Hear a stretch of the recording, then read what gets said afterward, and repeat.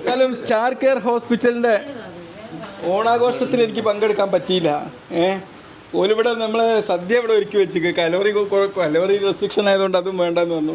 ഏതായാലും ഇവരെല്ലാവരും വല്ല ഓണത്തിന് ഭയങ്കര പ്രോഗ്രാംസ് ആയിരുന്നു അല്ലേ? ഇതിൻ്റെ ഒരു പാട്ട് തന്നെ ആയിക്കോട്ടെ.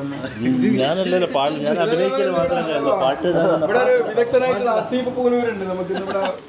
ലാലേട്ടൻ്റെ ശബ്ദത്തിൽ വേണമെങ്കിൽ ഒരു ഓണാശംസ പറയാം.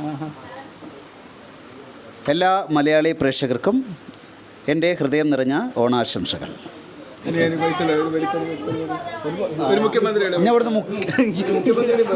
ആദ്യം പുറത്തേക്കാക്കി മകനാണത്രേ മകൻ. പിണറായി വിജയൻ മാവേലിന്റെ പാട്ട് പാടിക്കോട്ടെ. ഞാനില്ല, പിണറായി പാടിക്കട്ടെ.